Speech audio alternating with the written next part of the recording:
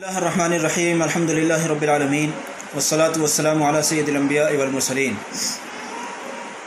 आज 27 शाबान है और बस रमज़ान शरीफ की चूँकि आमद ही है, फ़ौरन ही रमज़ान शरीफ आ ही रहा है। बस इंशाअल्लाह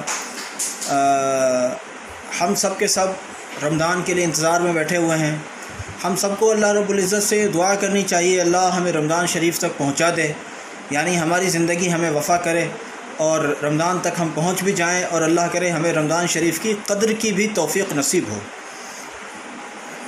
आज मुझे गुफ्तगू करनी है तरावीह के निज़ाम से मुताल्लिक़।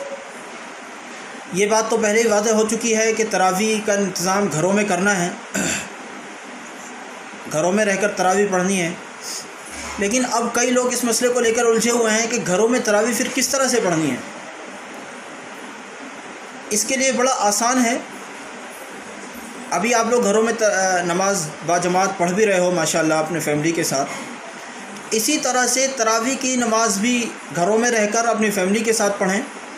और तरीक़ा ये हो कि जो घर में जो सबसे बेहतर शख्स है कुरान पढ़ने के एतबार से और नेकी के एतबार से, हर एतबार से जो सबसे बेहतर हो, उस शख्स को इमाम बनाएं। इशा की नमाज़ के बाद सुन्नतें पढ़ें इशा की, और इशा की सुन्नतों के बाद 20 रकात तरावीह की नीयत करें। नीयत तो आप एक साथ भी कर सकते हैं कि हम 20 रकात तरावीह पढ़ रहे हैं। उसके बाद दो दो करके आप तरावीह पढ़ें और जमात के साथ पढ़ें। तरावीह के अंदर भी ख़वातीन को शरीक करें। तरावीह के नाम पर भी कहीं इज्तिमा नहीं करना है, मस्जिदों में या कारखानों में या बड़े हॉल में, इस तरह की जगहों पर ज़्यादा भीड़ भाड़ का इकट्ठा नहीं करना है। बस वही जो 2 4 5 लोग आप रहकर इकट्ठा होकर नमाज़ पढ़ रहे हो, घर के लोग सब लोग जमा होकर नमाज़ पढ़ रहे हैं, घर से बाहर का कोई आदमी नहीं होता है, बस उसी तरतीब को जारी रखेंगे। और अगर किसी घर के अंदर कोई हाफिज़ कुरान है माशाअल्लाह खुशकिस्मती से, तो वो शख्स घर में कुरान सुनाए, वो शख्स घर में कुरान सुनाए। ये ज़रूरी नहीं है कि पीछे सामे नहीं होगा तो हम कुरान नहीं सुनाएंगे। सामे नहीं है कोई बात नहीं, आप कुरान सुनाइए। और ऐसा भी नहीं होना चाहिए कि कोई हाफिज़ तो मिला नहीं, अब हम तरावीह कैसे करें। हाफिज़ नहीं मिल सके कोई बात नहीं, आप आलम तरा के साथ तरावीह शुरू कीजिए। अब मान लीजिए एक सूरत और पैदा होती है कि घर में जो शख्स नमाज़ पढ़ा रहे थे या जो पढ़ा सकते हैं या जिन्हें पढ़ानी है, उनका मसला ये है उनको 10 सूरतें याद नहीं हैं। मिसाल के तौर पर उनको 5 सूरतें याद हैं, 4 याद हैं, 6 याद हैं या 2 सूरतें याद हैं।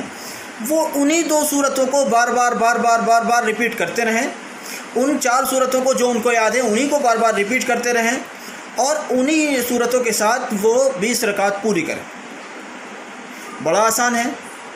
आप लोगों को खैर हम सब इस बात पर तो मलूल हैं ही हैं। बड़ा दुख है ही कि मस्जिदों में इस बार मस्जिदों में रौनक न होने की वजह से रमज़ान शरीफ फ़ीका फ़ीका लगेगा। लेकिन कम से कम आपको इस बात पर, इस पहलू पर ज़रूर खुश हो जाना चाहिए कि कम से कम आपके घर में अल्हम्दुलिल्लाह तरावीह होंगी इंशाअल्लाह, और हर घर में तरावीह होगी।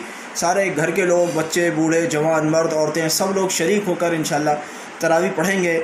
मस्जिदों का दुख अपनी जगह है, वो रहेगा भी और रहना भी चाहिए, ये हमारे ईमान का हिस्सा है। लेकिन घरों में बच्चे तरावीह पढ़ेंगे इंशाअल्लाह, ये कम से कम उस दुख के मुकाबले में एक सुकून और गनीमत का पहलू है।